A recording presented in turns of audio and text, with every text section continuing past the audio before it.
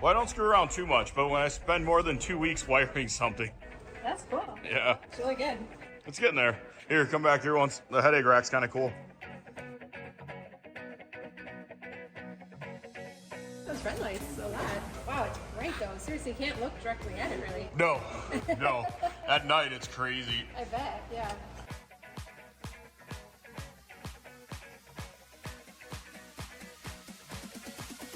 Oh, that's cool. Yeah, so then the one that threw me for the biggest loop, this one wasn't fair because it was sorting out somebody else's problem.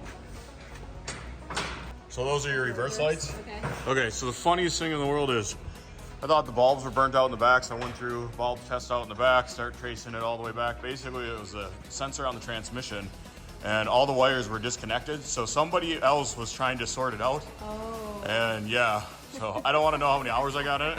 But now show where the top ones are flash. Which ones? These ones? Oh, wow. We're working on it. Oh, yeah, wow.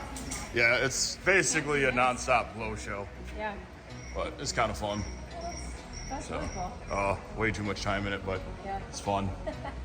It's good that you know at the beginning how many hours are going to go into it, isn't it? Oh, I don't even want to know. Yep. Don't even want to know. It looks awesome. So when the snow flies, it's cool, but I just know it's like, oh, it just adds to my workload.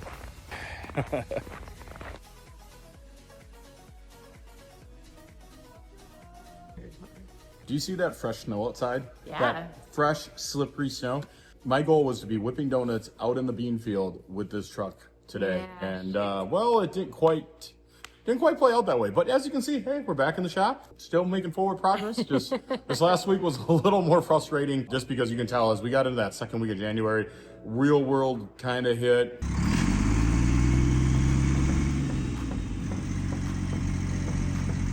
All right, let's add insult to injury. I already put tires in the ground today, and now we got to put them back on because I can't crawl this little hill.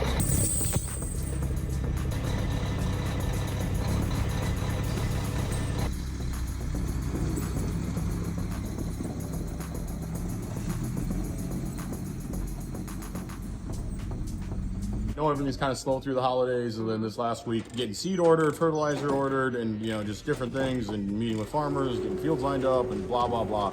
Oh, that's the one that went. I know, the other side. Well, you are right. You need a track. I didn't get nearly as much done on this truck. The good news, though, we still made some forward progress. It just wasn't. Like I said, my goal, this video, today, Yeah. we were out whipping donuts, seeing what an old 400 small block can do. Oh, Next we didn't get that far. Yeah. We didn't get that far. So bring us up to speed. What have you still been working on it? Okay, so we're pretty much there. You know, we talked about a lot of the things we updated. We updated the front bumper. The last week here, we got the back rack on it, got that all wired. We got the stereo. The stereo's kind of been that ongoing love-hate relationship. We'd mock it up, it'd work, then we'd have a problem. Then we'd fix the problem, then we'd re-mock it up, it would work, then it wouldn't work. Okay. And then finally this last week, we got everything in for the last time. Okay. And even then there was a little bit of back and forth like, hey, this just worked. Why isn't it working now? Yeah. Okay, so check this out. Admit, it's your new favorite aspect of the truck. It is. But we got all those little bugs worked out. One of the things that took way more time than expected, but it's actually very nice. It's one of those creature comfort things that you miss. I spent way too much time, but I actually went and got the dome lights working. Oh. And one of the reasons that was a challenge, it's kind of like when you do this with older vehicles, you never know who did what and in what time frame or, you know, what era. So to start off with, we had wrong light bulbs. That was part of the problem. We finally got the right light bulbs in it. We trace it back to the door switches aren't working. Get those. Of course, the first ones that show up are wrong. Reorder them. Finally get the right ones. We get those in. But we finally got the dome lights working, which actually is really nice when, especially in a vehicle that's black. You'd be surprised at night when you're driving, when you go to open that door, like a modern vehicle, you get used to their cab interior lights. Yeah. Kind of the same thing here. The only thing that once we got them working, the only thing we kind of added to it was I ordered some LED strip light. But what showed up was not quite that. And Okay. we were trying to figure out, because like the lights kind of moved around and I was like, what is this? And then Adam was explaining to me, he's like, oh, you ordered a hood light. And I'm like, what do you mean a hood light? And I guess they actually will go on cars. So when you start them, they the light moves around a little bit. Oh. And so then I was like, well, it was only $14 on Amazon. So I wasn't like hugely, you know, yeah. we didn't destroy the budget too bad with it. But I'm like, what do we do with these? Yeah. Well, let me show you. Ooh. Yeah. So actually what we ended up doing is we ended up putting these LED hood lights actually underneath the seat itself. I bet at night that looks pretty cool. It does look really cool at night. Yeah. And then if you just hit the door post here. Nice. Yeah. So you can kind of see, kind of dance around. And then actually, we even got the one here behind the seat because, you know, I accidentally ordered two. But, so I'll be the first person that's like, this was not necessarily needed. But it does make it really fun. Does it make your heart happy? That's all that matters. Yeah. Well, like 16-year-old me is like, heck yeah. Because this is what every 40-year-old does. What's the old Toys R Us slogan? I don't want to grow up. Yeah. I'm a Toys R Us kid. Yep. Yep. Some of this stuff is a little bit like kind of reliving that childhood youth, you know. We found a use for them, so it wasn't money out the window. Wasted. Good. Yeah. Good. You know, so you got to be economically savvy. Yep. That actually didn't take that much time. Mounting them to the bottom of the seat took a little bit of time. Okay. That wasn't that much fun, but it was definitely kind of a fun use for it. And you're right, it just adds to the fun factor at night in it. Do you need to add like a battery to this for all these lights, or how is this working? We can add to the workload. So actually, the craziest thing in the world is how they're all LEDs. They take like next to no power. Okay. I actually was grounding just about like the whole back rack. I was grounding off of a 14 gauge ground wire for a long time.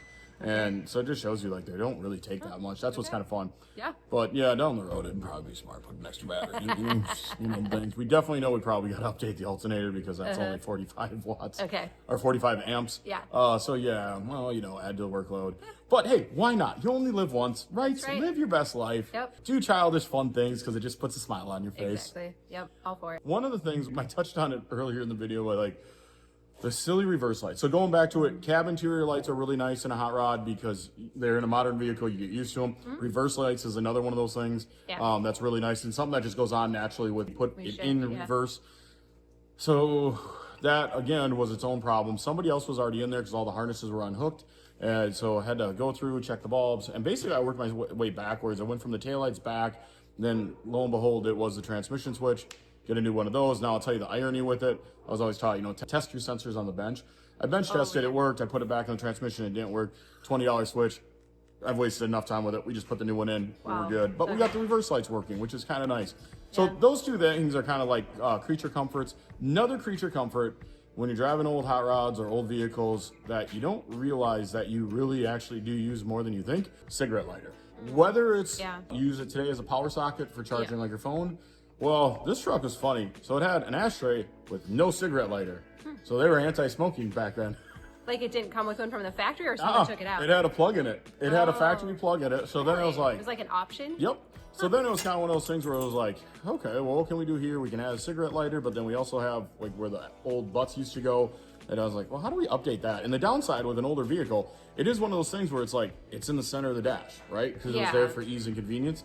So you have this thing that's in the center of the dash and it's kind of a focal point. So it's like, how do we build off that? Well, let me show you. Okay, I was wondering if you were USB it. Okay. Yeah, so actually, like in this truck here, it's flipped up. Yeah. And then when we flip it down, so now you got multiple USB chargers and cigarette lighter and that looks awesome. Yeah. It's like I mean, did you have to fabricate this around it? Yeah, actually, so I was able to trim this down here, the USB charger, to actually fit in the little cubby that was there. And then this back piece is actually a chunk of exhaust gasket. Nice. So, yeah, I just liked how it kind of gave it... like it was made like that. I mean, that looks awesome. Yeah, I just kind of like how it gave it a little bit of texture, but it wasn't one of those, like, focal points. I don't think it necessarily took away from the charging rack, but it actually is really nice when you just have your phone charging there. Totally. The cigarette lighter itself, I actually got wired on a 30 amp breaker. So if you wanted to charge like batteries or something like that, like a Milwaukee battery, you can. Nice. And then the USB. Your alternator will keep up with that? We're hoping. If not, the next one will. Yeah. So then it leads us to the USB chargers. I actually got that on the original GM wiring, but even that, it was like, okay, we got to find this wire. Luckily I was able to find some wire diagrams on the internet. Yeah. But yeah, so that's actually kind of nice. That's actually still tied into the GM fuse panel and all of that. But it took a little while to figure it all out, but we got it. And the nice thing that I like, if you need the room, you can just fold it up. Yeah. But it was kind of one of those nice things. Yeah, that's super cool. Yeah. Good job. Well, and I know we've touched on this before, but when it comes to learning how to do all this electrical stuff, I mean, you're pretty much just self-taught, right? Trial and error, learning as you go, and figure it out. The one thing I'm fortunate for, whether it's Mechanic Larry, our friend Proco, Rob, another Rob, we've always had some really talented mechanics around the shop, whether they just came in and worked on one piece of equipment, or some of them are just friends that work for other companies. And so I've been fortunate that I've either been able to watch them and learn, or call them with questions and be like, hey, how do you do this, or how do you recommend it? How many videos are out there on YouTube on how to do some of it? I mean, that's the one neat thing. That's the one thing that's amazing in today's world, how much free information's out there.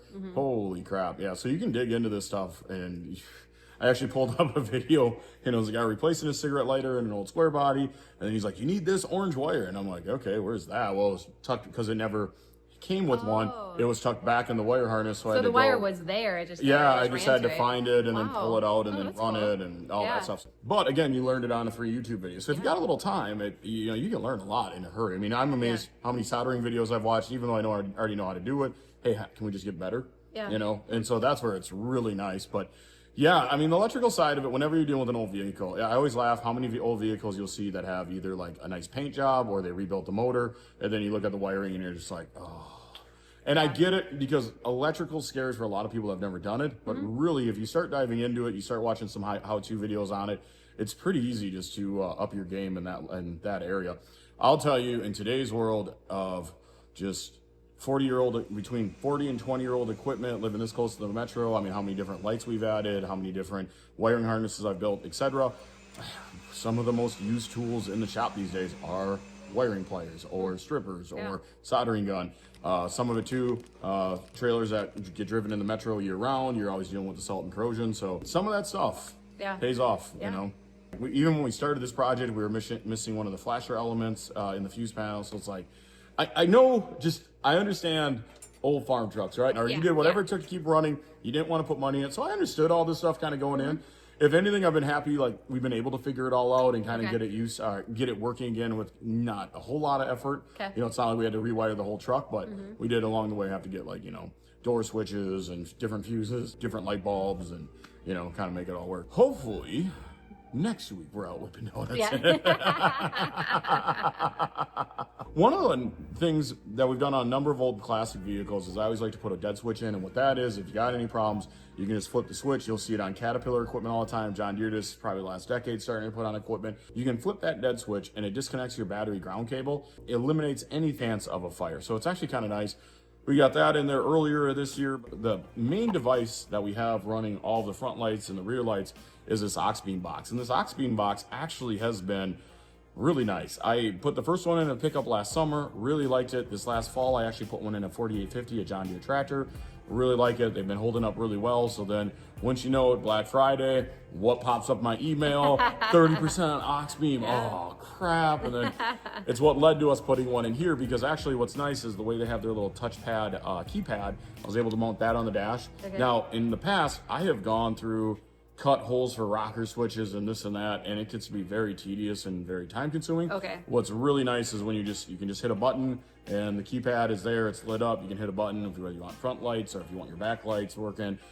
How I always know it's good is when I don't get called, hey, where's the light switch?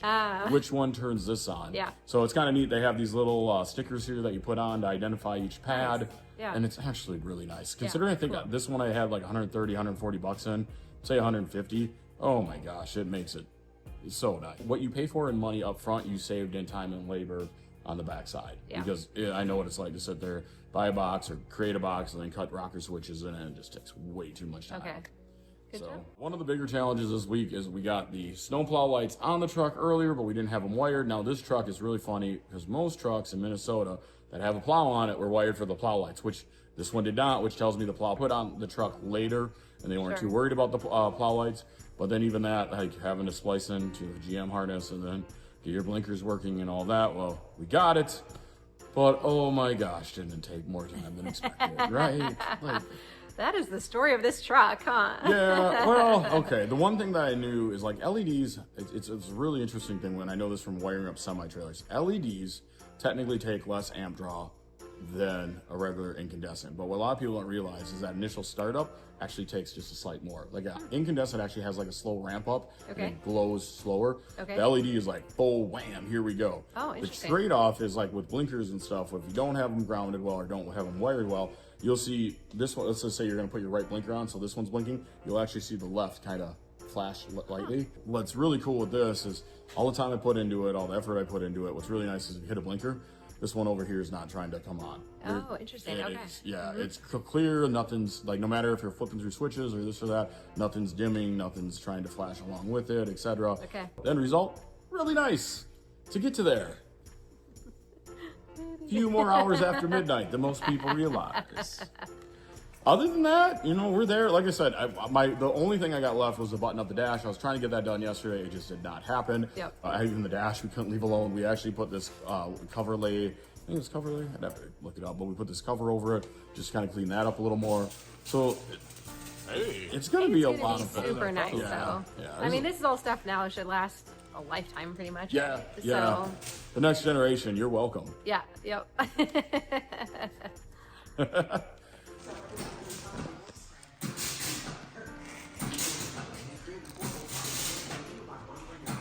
It is hard to, though. I mean, it's literally snowing outside right now, to that you're already thinking about ordering seed and fertilizer and all that. Is it hard to turn your brain in that direction when it's still winter here? I was hoping we were going to get one more week. Yeah. One more week. Now, it's funny with like some of you farmers would know this. We have seed vendors wanting to call us like last September to order seed. Sure. And I'm like, I don't even know what's good. Like what worked? What didn't it? Yeah. And I get it. Ultimately, you just play the game. You play the game because everyone hooks you. You're going to save money, right? You're going to save money, this, that, the other thing. Okay, cool. Mm-hmm. But I was hoping we'd get like one more week and I could just wrap this up. It's kind of like this every year. That's why I'm not too surprised. Yeah. You get through the holidays, that first week, everyone kind of eases into the New Year's, and then the second week it's like, okay, here we go. Yeah.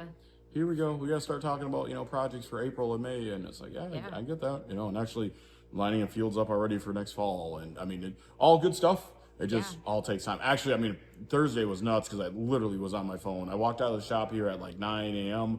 and all day I had AirPods on, and I think they say you're supposed to get like 3 hours out of them. Yeah. Oh my gosh, the amount of times I had to charge them so you keep the conversation out. You do the little trick where you pull one out and then put in the charger and then switch them, and it's like, oh my gosh, yeah. Thursday was that day. I got home at like 5:30 now. And looked at me, he's like, that day, and I'm like, yeah, just brains on meltdown mode, man. Right. And all good stuff, all good stuff. Yeah. But just when, do you ever get that way when you just like, because I can't really shut my phone off. That's the tough thing. But you just have those weeks where it's like everything converges and overlaps, and it's just like, ugh.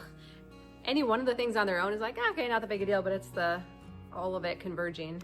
Cool thing with the snow, hopefully Corbin, Gage, and Maggie can get out and ride snowmobiles some more. Yes, that's cool. That'll be fun. It's the only thing I'm grateful. We got that snow right after Thanksgiving. We dug the sleds out. It's been a great winter. It's melted and then snowed again, but it keeps snowing again, and so it's been so fun, and they've been having a ton of fun. Yeah, we've just been in this yo-yo effect with the weather. Warm, cold, warm, cold. Mm-hmm. Yeah, Monday it was 40. Last night it was 14 below, and then now we're getting snow. It's like, okay. Yep. Hey, Minnesota, January, Minnesota, right? Yep. The way it goes. Well, with that, we'll see what the snow does. Yep. And hopefully this time next week, we're seeing video of donuts. Oh, God. All right? Yeah, Game on. I'm with you. Deal.